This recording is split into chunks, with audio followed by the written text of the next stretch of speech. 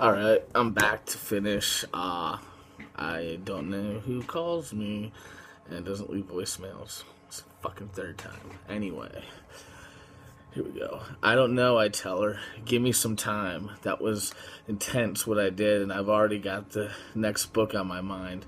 Of course you do, Renee says. Her phone starts blowing up and she walks away and takes it out of her purse and doesn't say anything. She just smiles as she texts back whoever was calling her. Putting her phone away, she takes a deep breath before coming back to me. This time she kneels down so that her faces are even. Who is that, I ask. Nobody, she says. Yeah?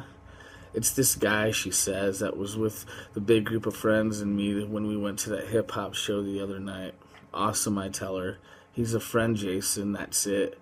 Well, you of all people should know that the word friend is pretty subjective to the situation. You especially should know that, Renee, just like I fucking do. Hey, she goes, don't do this to yourself. You don't have to anymore, okay? I scoot back a few inches from her and don't say anything. Images of that night at Guy's crib come crashing through my head. I can feel the swell of tears and emotion as they build up quickly and start working their way out of me. Please, Jason, she goes, listen to me. Nothing happened in that room. The surface breaks and I'm not strong enough to stop these emotions or feelings from overwhelming me. Just think about that for a moment. The only other thing in the world that we can't fucking stop besides time is the way someone else is capable of making us feel during any particular moment. Like, how much control of our lives do we really fucking have if we can't stop the one thing that will eventually kill all of us, and we can't stop someone else from annihilating us if they want to?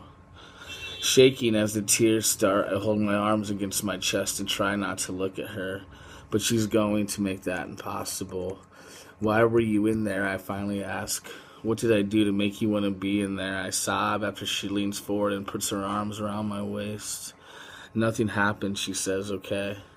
I don't say a word, and she pulls my left arm down slowly and goes, okay, Jason, I need you to know that you know that nothing happened in there. But I begin until my voice fades away.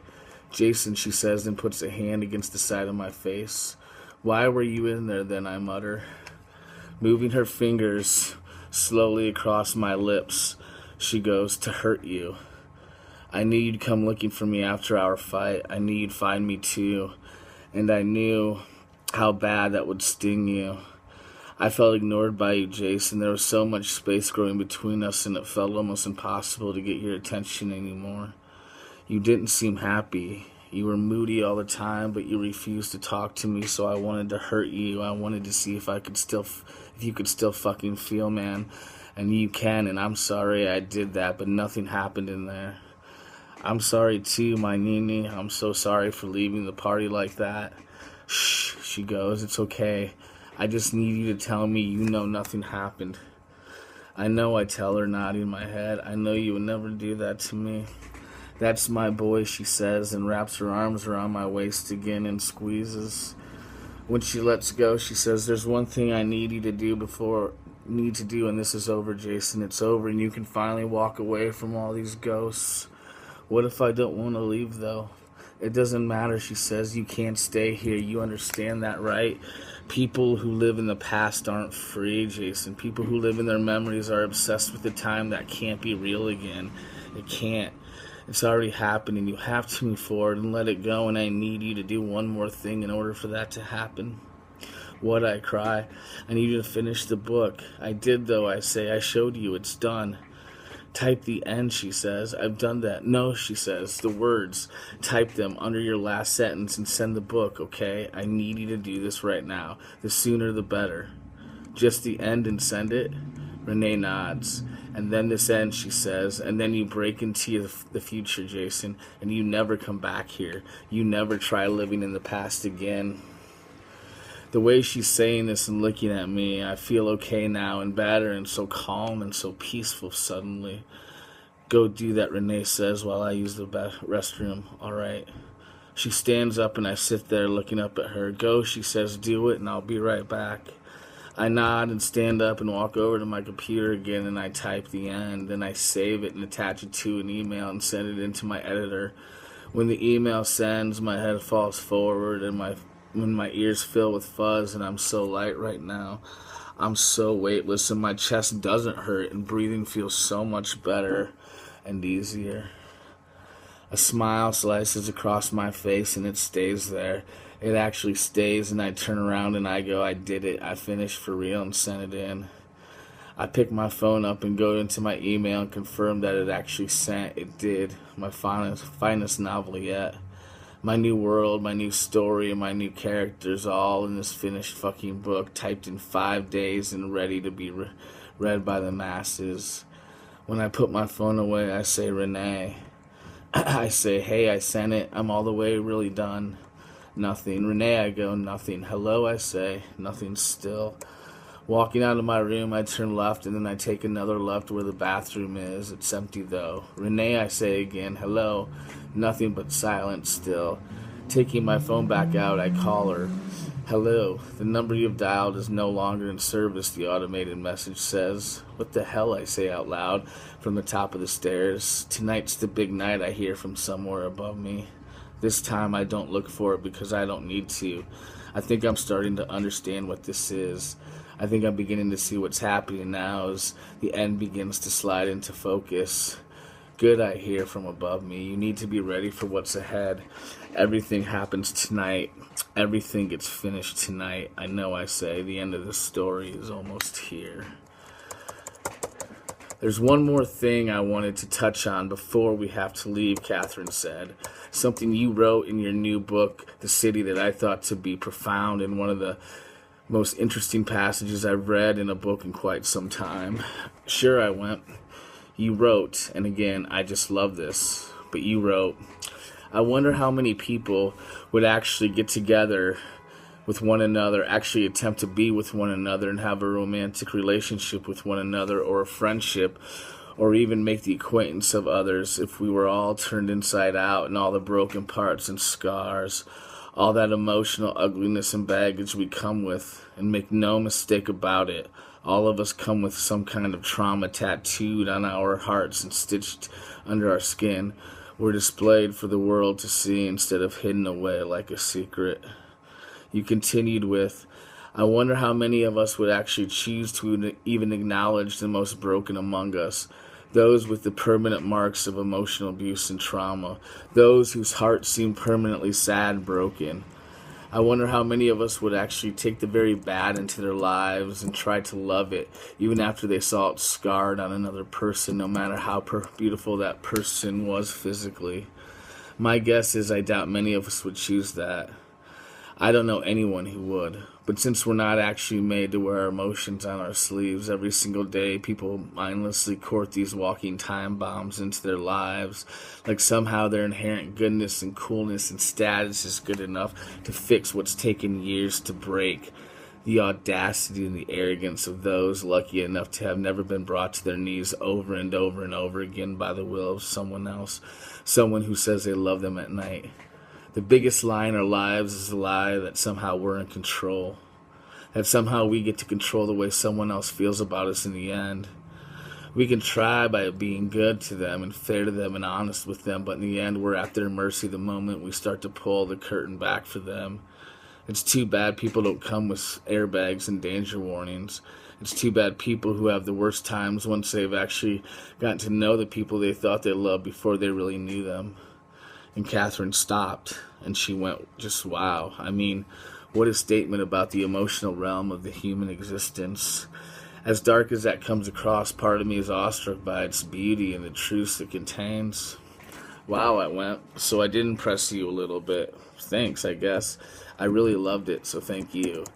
You know, a lot of people have asked me about the often depressing nature that's bred from my characters creating these very volatile and extreme environments where narcissism, addiction, deviant sexual behavior, and violence are the norm, and I'm always like, look around you.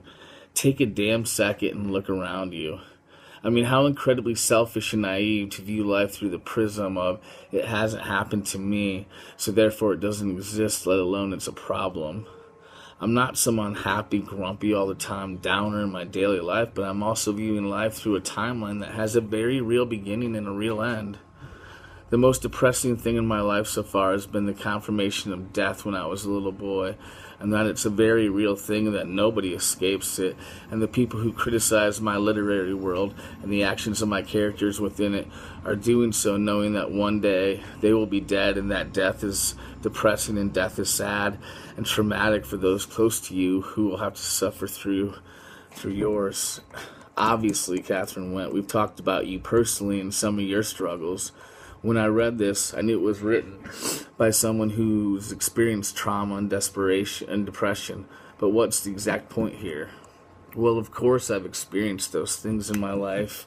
Like you hinted at, you can't write that without having lived with and through those things. You can try, but it won't work and it'll come off as generic.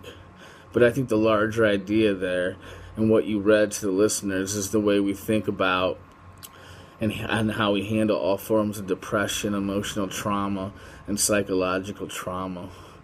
You do not have to fight in a war to experience the brutality of post-traumatic stress disorder. So many people are silently suffering out there every day, and what do we do as a society? We give them pep talks, we tell them to snap out of it and be stronger, we call them crazy and insane, and we think of them as undesirable. That's what we do to the people. That's what we do to the people who actually have the guts to make it known that they're emotionally fragile and whose ups and downs are already frightening and extreme.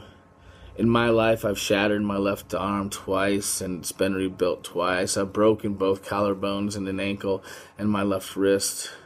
When I suffered those injuries, I was babied. I was given time off from life in general, and people, strangers even, they had so much sympathy for me. But never in my life has any physical ailment hurt more and taken longer to heal than the few times I've experienced forms of severe mental and emotional trauma. And it's not easy to talk about because nobody wants to be the downer person of the sob story. No one does. So what happens? We keep it in. We start believing we're weaker than others, and we finally feel ashamed about it, and we lose the hope that it will ever end, which turns some people over to the belief that the pain will never stop. Very good point, said Catherine.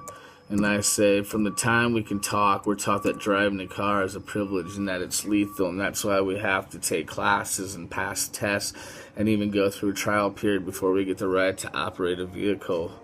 I have no problem with that. Cars kill. But it's a fact that there are nearly 4,000 more deaths from suicide a year than deaths from automobile accidents. To me, the number is staggering when you think about how there's no real education about depression or signs that you might be depressed. There's no real emotional trauma support out there until someone fucking explodes, and whoever knows what that explosion will entail or what it will be aimed at. Yet we treat it like it's a choice, and we send people who are experiencing the worst kind of suffering to their graves in shame. I agree, said Catherine. We absolutely have not dealt with mental illness the right way in this country.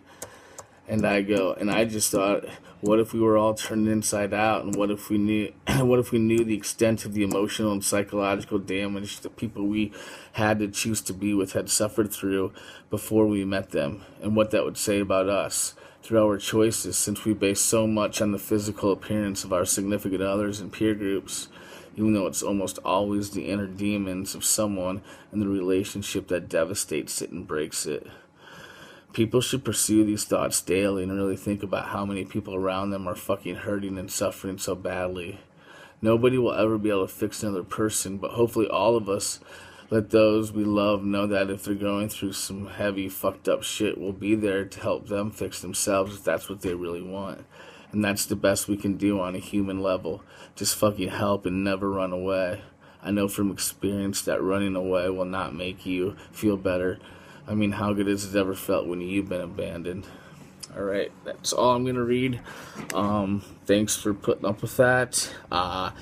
And yeah, I'm going to be back tomorrow with a question and answer video. I got a lot of questions, so I'm going to knock some of those out. And until then, have a lovely fucking night. I love you all.